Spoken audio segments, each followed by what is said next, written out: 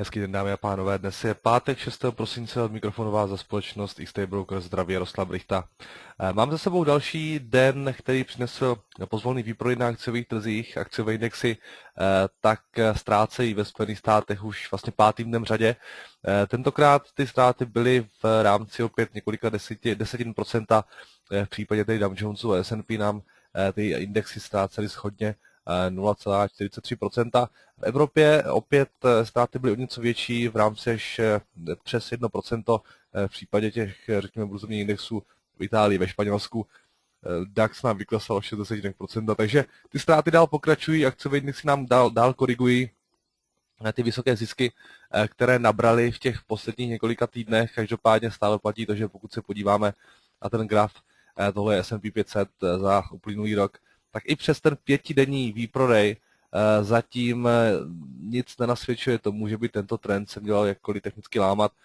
Stále ještě jsme se ani nedostali přes ten první support na této úrovni, je kolem 1777 dolarů. Další support potom sledujeme na hranici této trendové linky, eventuálně poblíž tohoto dvojitého dna, někde na 1740 1750 dolarech. To znamená, ano, vyklesáváme, ale velmi, velmi pozvolna a na tom celkovém sentimentu na trzích se to skutečně momentálně příliš nezměnilo.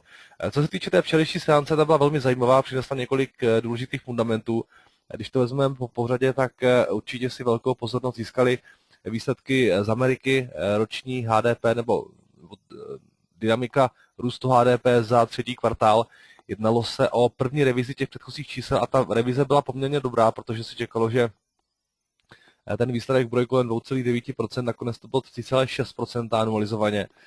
To znamená na první pohled velmi dobrá zpráva, ale pokud se podíváme na strukturu toho růstu a tu máme teď před sebou, tak tohle je ten předběžný odhad, tohle je ta první revize a vidíte, že ta revize probíhala zejména v této zelené kolonce, což znamená, že se jednalo především o změnu v zásobách. A to nutně nemusí znamenat dobrou zprávu, protože to, že firmy pravděpodobně před Vánocemi výrazným způsobem akumulovaly zásoby, může dolehnout negativně zase v tom čtvrtém kvartále, protože tam z těch zásob můžou žít a ta akumulace zásob už nebude tak silná, to znamená, zásoby můžou být mnohem nižší, než byly v tom třetím kvartále a o to se může to HDP snížit. To znamená, ta revize byla sice velmi pozitivní na první pohled, ale ta celková struktura růstu, nebo ta změna v porovnání s tím prvním odhadem není pro nás nějak zajímavá. Přesto ale investoři na ty čísla reagovali zejména okamžitě po zveřejnění, samozřejmě dokázal zpevnit dolar, ale poté se investoři zaměřili ještě na další data a to byla tisková konference Evropské centrální banky, protože včera zasedala ECB společně s Bank of England. Žádná z těch centrálních bank nepřinesla žádné měnově politické rozhodnutí, ty sazby zůstaly beze změny, tak jak se konec konců čekalo. Každopádně ECB na té tiskové konference nabídla pár zajímavých informací, co bych vyzdvihl asi jako nejdůležitější.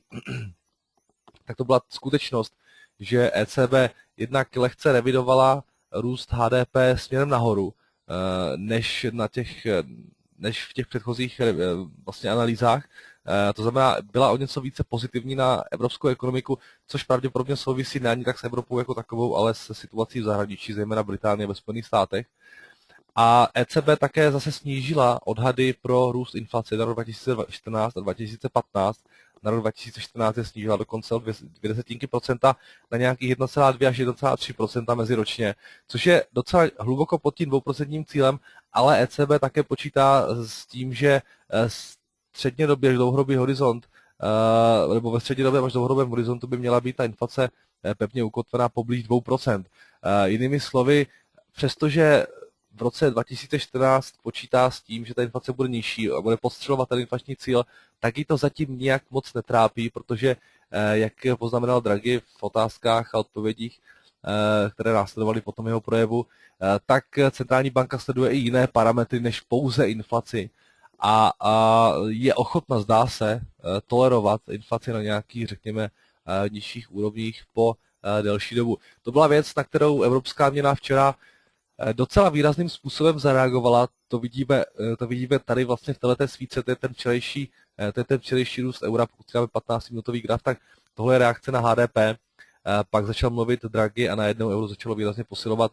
Vrátilo se zpět nad tu úroveň 1,36 dolarů za euro a investoři ten komentář vnímali poměrně pozitivně, protože řada z nich se bála toho, že Draghi pod tlakem, řekneme, nízké inflace a slabé úvěrové aktivity naznačí možnost nějakého dalšího uvolnění začátkem příštího roku, ale to se každopádně nestalo a proto euro dokázalo tak výrazně zpevnit na páru s dolarem. Takže dobré zprávy pro euro.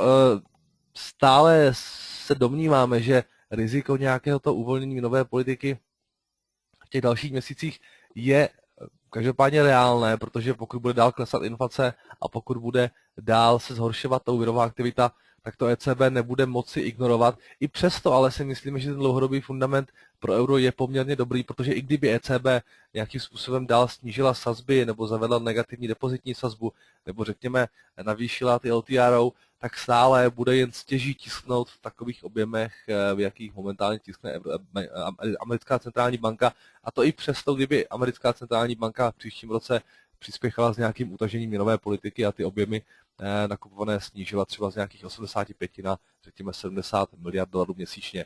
Riziko toho, že Fed s nějakým komentářem a s nějakými náznaky toho, že by mohl tu měnovou politiku utahovat, v budoucnu přijde, tak to si myslíme, že je znovu poměrně reálné, obzvlášť po těch dobrých datech uvidíme, jak dneska dopadnou NFPčka, jak budou vypadat ty data dál, což může dolaru v té blízké době částečně pomáhat, protože pokud Fed o těchto krocích začne mluvit, tak dolar určitě bude posilovat, ale dlouhodobě, i když, nebo jakmile Fed tu měnovou politiku, pokud vůbec utáhne, tak si myslím, že se stále ukáže, že prostě ta centrální banka uvolňuje tu měnovou politiku stále mnohem agresivněji než Evropská centrální banka a proto vnímáme ten celkový fundament pro euro poměrně pozitivně, i když v tom krátkém horizontu si nejsme úplně jistí tím dalším růstem evropské měny. Myslíme si, že má před sebou docela hodně ještě překážek. Přesto ale euro po včerejšku výrazně nad těmi úrovněmi, kde se pohybovalo v minulém týdnu a zatím se mu teda docela daří a samozřejmě tomu odpovídá i ta reakce na to včerejší zasedání Evropské centrální banky. Jinak u ostatních měnových párů včera Libra trošičku pod tlakem, tady se ten silnější dolar v reakci na ty data projevil. Dolar dokázal zpevnit, vlastně zpevňuje také v průběhu dnešního rána 1,6320 momentálně. Ještě jsem zapomněl zmínit dolaru, kromě těch výsledků HDP pomohly i další data. Určitě za pozornost stály například nové žádosti o podporu nezaměstnanosti, které se propadly pod 300 000 žádostí, čekalo se 325 000, takže tohle byla také určitě dobrá zpráva pro Ameriku. Takže Libra slabší, na druhou stranu Libra za sebou má mnohem silnější růst než evropská měna, to je potřeba dodat. Dolar včera dolar včera slábnul na páru s jenem, ale dnes ráno posiluje na páru s jenem, vrátil se zpátky na tu úroveň 102 jenů za dolar. Tady pokračuje, zatím zdá se ta korekce na jenových párech, respektive na páru dolar jen, po té, co jsme si sáhli na tuhletu úroveň zhruba 103,50 jenů za dolar. Takže uvidíme, jak dlouho ta korekce pokračovat může. Ta rezistence je samozřejmě poměrně značná, všichni vidíme, ale ten celkový fundament na jenu podle našeho názoru vypadá stále spíše negativně pro japonskou měnu, takže by nás nepřekvapilo, kdyby jen začal znovu slábnout. No a ostatní komodity, respektive zejména drahé kovy, včera zlato korigovalo odevzdalo část těch svých dřívějších zisků, vrátilo se zpět na $1230 za unci, stříbro na to bylo podobně $19,50 za unci. Pokud se týká ještě dalších trhů, tak včera na bondech jsme byli svědky jiného růstu výnosů z těch amerických státních dluhopisů. V případě 10letých splatností na ty výnosy vystoupily až na 2,87%. To znamená, vracíme se zpět někam k té 3% hranici, která představovala docela velký problém pro americkou centrální banku, kdy poté Fed rozhodl o tom, že s tím utahováním měnové politiky nebude nějak pospíchat a ty výnosy stlačil až na 2,5%. A zajímavou situaci pozorujeme momentálně také na VIXu, kde díky tomu 5dennímu výprodeji na akcích nám VIX pozvolna stoupá. momentálně nějakých 15%, což samozřejmě stále ještě je poměrně málo, ale je to určitě více, než jsme byli ještě před pár týdny, kdy jsme byli na 13% a i přesto těch 15% značí naprostý klid na finančních trzích momentálně. Ta hodnota VIXu je velice nízká.